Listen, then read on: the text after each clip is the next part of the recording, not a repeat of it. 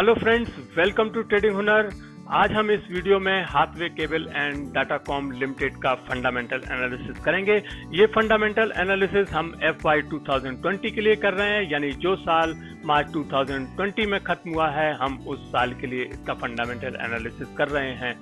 याद रखिए, ये फंडामेंटल एनालिसिस कंप्लीट एक साल के लिए है, यानी कंपनी का जो परफॉर्मेंस मार्च 2020 को खत्म हुए फाइनेंशियल ईयर में रहा है, ये उसका फंडामेंटल एनालिसिस है।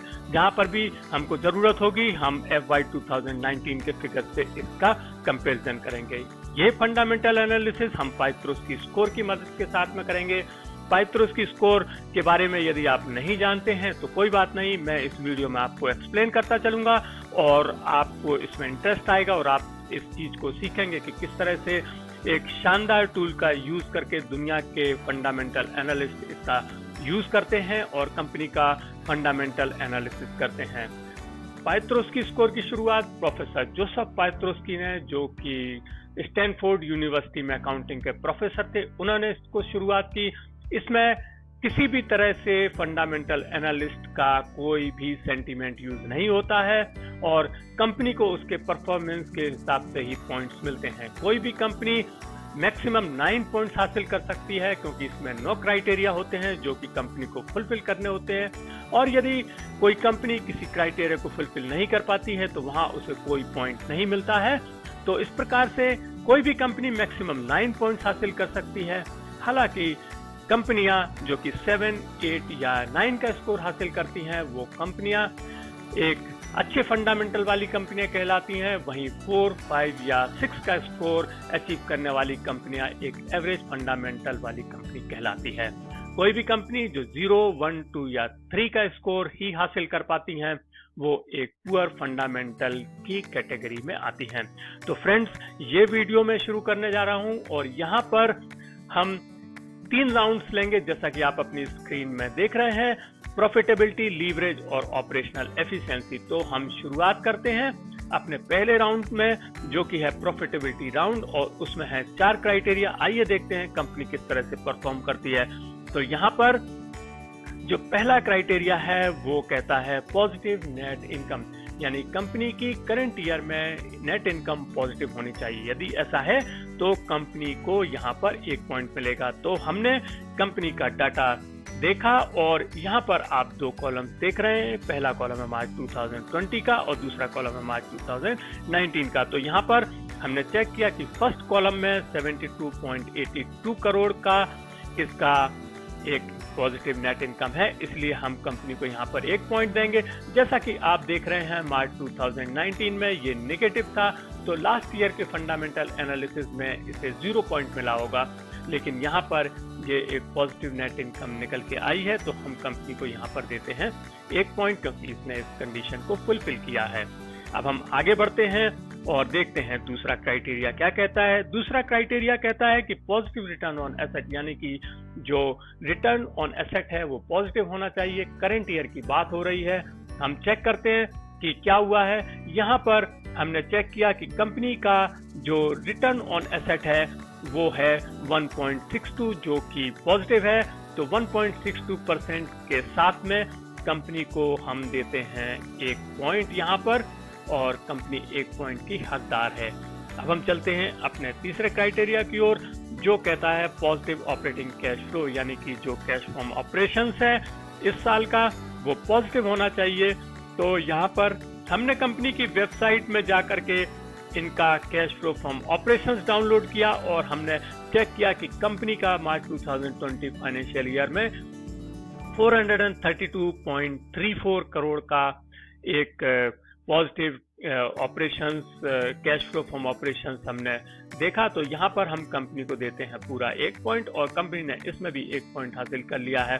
अब फ्रेंड्स, हम आते हैं अपने चौथे क्राइटेरिया पर। चौथा क्राइटेरिया थोड़ा सा ट्रिकी है और ये कहता है कि cash flow from operation should be greater than net income, यानी कि जो कैश फ्लो फ्रॉम ऑपरेशन जो अभी हमने कैटेगरी क्राइटेरिया 3 में देखा है वो पहले वाले क्राइटेरिया में जो हमने पॉजिटिव नेट इनकम देखी थी उससे ज्यादा होना चाहिए, और यदि ऐसा होगा तो ही कंपनी को 1 पॉइंट मिलेगा। तो हम यहाँ पर चेक करते हैं कि क्या हुआ है। तो हम सबसे पहले यहाँ पर एक बार दोबारा से चेक कर लेते हैं कि कैश फ्लो फ्रॉम ऑपरेशंस क्या है, जो कि 432.34 करोड़ है, जैसा आप देख रहे हैं। मैं जूम करके दिखाता हूँ। और वहीं पर जो इसकी नेट इनकम है वो 72.82 करोड़ है। तो हम कह सकते हैं कि cash flow from operations positive है और यहाँ पर ये ज़्यादा है नेट इनकम से, तो हम यहाँ पर कंपनी को 1 पॉइंट और देते हैं। तो अभी हमने देखा कि प्रॉफिटेबिलिटी वाली कैटेगरी में कंपनी को 4 में से 4 पॉइंट मिलते हैं।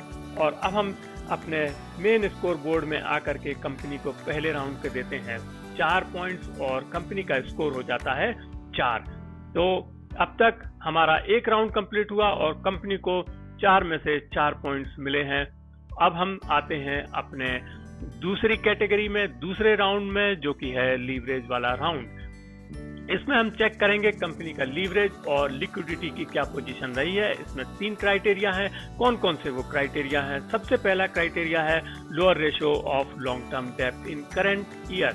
हमें ये देखना है कि कंपनी का जो लॉन्ग टर्म डेब्ट रेशियो है वो पिछले साल से कम है। फ्रेंड्स, यहाँ पर अब जो हमारा कैलकुलेशन का तरीका है वो यहाँ पर बदलने वाला है, क्योंकि यहाँ पर हमें वर्ड मिलेंगे लोअर और हायर। तो यहाँ पर भी हमें लोअर और हायर वर्ड मिलेंगे। इसका मतलब है कि हमें इन फिगर्स को पिछले साल के फिगर्स से कंपेयर करना होगा। तो यहाँ पर जो पहला क्राइटेरिया कहता है लीवरेज का, वो कहता है lower ratio of long term डेब्ट इन करंट ईयर, यानी कि जो लॉन्ग टर्म डेब्ट रेशियो है वो पिछले साल की अपेक्षा इस साल कम होना चाहिए। तो हम चेक करते हैं कि क्या हुआ है। लास्ट ईयर हमने ये देखा, अगर आप इसमें देखें डाटा शीट में, तो लास्ट ईयर जो इसका लॉन्ग टर्म डेब्ट रेशियो था वो 0.42 था, जो कि इस बार बढ़ गया है, 0.52 हो गया है, जबकि इसको कम होना चाहिए था। तो यहाँ पर हम कह सकते हैं कि कंपनी ने इस कंडीशन को, इस क्राइटेरिया को फुलफिल नहीं किया है और यहाँ पर हम कंपनी को देंगे 0 पॉइंट।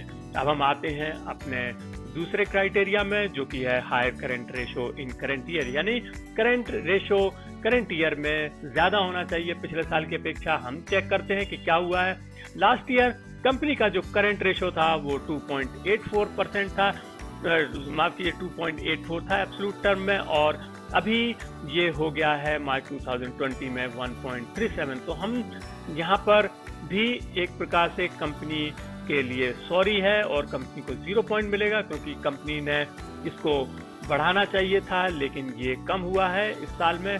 तो यहाँ पर भी हम कंपनी को देते हैं 0 पॉइंट। तो अब तक लीवरेज के 2 पॉइंट्स में से कंपनी ने दोनों पॉइंट्स को खोया है। अब हम देखते हैं इसका तीसरा क्राइटेरिया, जो कहता है lack of share dilution. Share dilution का मतलब है फ्रेंड्स कि कंपनी को अपना कोई भी नया इक्विटी शेयर इशू नहीं करना चाहिए। यदि कंपनी ऐसा करती है तो ये कहलाती है कि कंपनी ने अपने इक्विटी शेयर्स को डाइल्यूट किया है। तो ऐसी कंडीशन में, डाइल्यूशन की कंडीशन में, हम कंपनी को कोई पॉइंट नहीं देते हैं। हम चेक करते हैं कि क्या कंपनी ने कोई इक्विटी शेयर इशू किया है मार्च 2020 फाइनेंशियल ईयर में। हमने कंपनी की जो वेबसाइट से डाउनलोड किया और हमने ये देखा कि कंपनी ने कोई भी इक्विटी शेयर को इशू नहीं किया है, इसलिए हम कंपनी को यहाँ पर पूरा 1 पॉइंट देते हैं। जैसा कि आप यहाँ पर देख रहे हैं, किसी भी तरह का कोई भी इक्विटी शेयर इशू नहीं किया है। ये हम देख रहे हैं cash flow from financing activities से।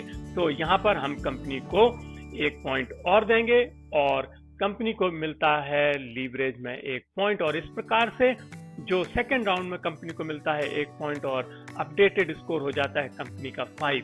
तो अब तक हमने देखा कि 7 क्राइटेरिया कंप्लीट हो गए हैं, 2 राउंड्स हो गए हैं और कंपनी को मिले हैं 5 पॉइंट। अब हम आगे आते हैं और तीसरे राउंड में बढ़ते हैं, जो कि है ऑपरेशनल एफिशिएंसी, जिसमें 2 क्राइटेरिया हैं।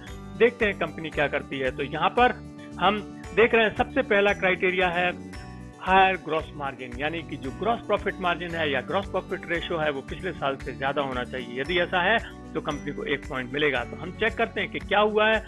यहाँ पर हमने चेक किया कि लास्ट ईयर जो ग्रॉस प्रॉफिट मार्जिन था वो 23.72% था, जो कि बढ़ करके 37.87% हो गया है। यानी इस बार कंपनी ने इसमें बाजी मारी है और ग्रॉस प्रॉफिट मार्जिन को बढ़ाया है। तो यहाँ पर हम कंपनी को 1 पॉइंट देंगे, क्योंकि उसने इस क्राइटेरिया को फुलफिल किया है। अब हम आगे बढ़ते हैं अपने अंतिम क्राइटेरिया में, जो कि है 9वां क्राइटेरिया और ऑपरेशनल एफिशिएंसी का दूसरा क्राइटेरिया, वो है हायर एसेट टर्नओवर रेशियो, यानी जो एसेट टर्नओवर रेशियो है वो ज़्यादा होना चाहिए पिछले साल की अपेक्षा। चेक करते हैं कि कंपनी ने किस तरह से परफॉर्म किया है यहाँ पर। तो हम यहाँ पर देख रहे हैं कि लास्ट ईयर जो एसेट टर्नओवर रेशियो था वो 24.25 था, जो कि बढ़कर के 28.22 हो गया है। और इससे ये पता चलता है कि कंपनी की जो एसेट का उन्होंने प्रॉपरली यूज किया है और एसेट टर्नओवर इन्होंने बढ़ाया है, 28.22% कर लिया है 24.25 से। तो हम कंपनी को यहाँ पर 1 पॉइंट देते हैं। इस प्रकार से हम देख रहे हैं कि ऑपरेशनल एफिशिएंसी में कंपनी ने 2 में से 2 पॉइंट हासिल कर लिए हैं। और यहाँ पर हम अपडेट करते हैं इसका स्कोर और हम अब जाते हैं अपने मेन स्कोर में। तो कंपनी का मेन स्कोर हो जाता है 7। तो फ्रेंड्स, जैसा कि मैंने आपको पहले बताया था कि ये पूरे 1 साल का एनालिसिस है, तो यहाँ पर हम देख रहे हैं कि कंपनी ने मार्च 2020 में एक स्ट्रॉन्ग फंडामेंटल फिगर शो करे हैं और ये एक स्ट्रॉन्ग फंडामेंटल वाली कंपनी उभर के आई है, क्योंकि 7, 8 या 9 वाले स्कोर वाली कंपनियां एक स्ट्रॉन्ग फंडामेंटल्स वाली कंपनियां कहलाती हैं, जबकि पिछले साल इसका परफॉर्मेंस बहुत ही ज़्यादा खराब था। तो यहाँ पर आपने देखा कि किस तरह से Hathway cable and Datacom limited एक स्ट्रॉन्ग फंडामेंटल वाली कंपनी बन के उभरी है मार्च 2020 फाइनेंशियल ईयर में। फ्रेंड्स, आपको ये वीडियो कैसा लगा? यदि आपको वीडियो अच्छा लगा हो तो इसे लाइक कीजिएगा और शेयर कीजिए, और यदि आपने अब तक हमारे चैनल को सब्सक्राइब नहीं किया है तो प्लीज हमारे चैनल को सब्सक्राइब कीजिएगा और बेल आइकन को प्रेस कीजिए। Thank you very much.